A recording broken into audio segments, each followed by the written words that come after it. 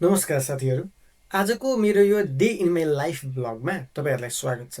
आज भने मैले अलिक फरक किसिमको भिडियो बनाउन गइरहेको छु। सधैँ त मेरो यसरी भिडियो बन्दैन थियो भने आज अलिकति नयाँ ट्राई गर्दैछु। अन्तिमसम्म हेरेर साथ दिनुहोला। मेरो दिनको सुरुवात सधैँ चाहिँ अलिकति फ्रेस अनि एउटा ऊर्जावान सोचका साथ हुन्छ।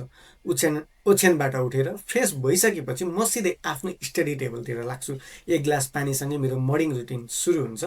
सुरुमा केही बेर पुस्तक पढेर आफ्नो नियमित अध्ययन पुरा गर्छु, तर सिकाइ किताबमा मात्रै कहाँ सीमित हुन्छ र। त्यसपछि आफ्नो ल्यापटप खोलेर आफूलाई चाहिने नयाँ र उपयोगी कुराहरू सिक्नतिर लाग्छु। प्रविधिको यो जमानामा हरेक दिन केही न केही नयाँ कुरा अपडेट गर्नु निकै जरुरी भइसकेको छ। आजको दिन अलिक बढी नै विशेष र व्यस्त छ। आज डिपिएल नेपालको स्थापना दिवस पनि हो। यसै अवसरमा डिपिएलको अन्काइले एउटा प्यानल डिस्कसन कार्यक्रम आयोजना गरेको थियो, जहाँ पूर्व अध्यक्षको नाताले मलाई पनि निमन्त्रणा थियो। त्यसैले म आफ्नो स्कुटर निकाल्छु, सुरुमा पेट्रोल पम्पतिर लाग्छु र फुल ट्याङ्की तेल हालेर सिधै लाग्छु कार्यक्रम स्थल फक्तालुङ एजुकेसन फाउन्डेसनतिर। त्यहाँ पुग्दा कार्यक्रमको तयारी भव्य रूपमा चल्दै थियो। कार्यक्रम सुरु भयो। प्यानल डिस्कसन निकै फलदायी र राम्रो रह्यो। लामो समयपछि पुराना साथीभाइ, इष्टमित्र र आदरणीय व्यक्तित्वहरूलाई एकै ठाउँमा भेट्न पाउँदा मन एकदमै फुरुङ्ग भयो। कार्यक्रमको अन्त्यसम्म बसेर मिठो खाजा खाँदै भलाकुसारी गरेर म त्यहाँबाट निस्किएँ। त्यहाँबाट निस्किएपछि म एउटा विवाह समारोहमा पनि उपस्थित हुनुपर्ने थियो। त्यसैले हतार हतार विवाहमा पुगेर बेहुला बेहुलीलाई शुभकामना दिएर म घर फर्किएँ।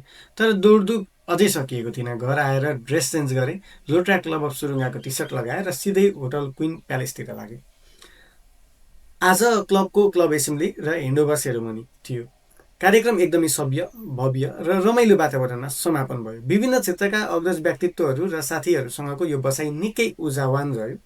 कार्यक्रममा धेरैजना साथीहरूले उहाँहरूको उत्कृष्ट कार्यका लागि अवार्डहरू पनि पाउनुभयो, जुन देख्दा खुसी लाग्यो। कार्यक्रम सकिएपछि हामी सबै मिलेर हाँसी मजाक गर्दै सँगै स्वादिष्ट भोजन गर्यौँ। अध्ययन, सामाजिक उत्तरदायित्व र साथीभाइहरूसँगको भेटघाट, यसरी नै आजको मेरो यो व्यस्त तर एकदमै अर्थपूर्ण दिन बित्यो। तपाईँलाई मेरो दिन कस्तो लाग्यो कमेन्टमा भन्नुहोला है त। भिडियो हेरिदिनु भएकोमा धेरै धेरै धन्यवाद। See you in next video. Bye by.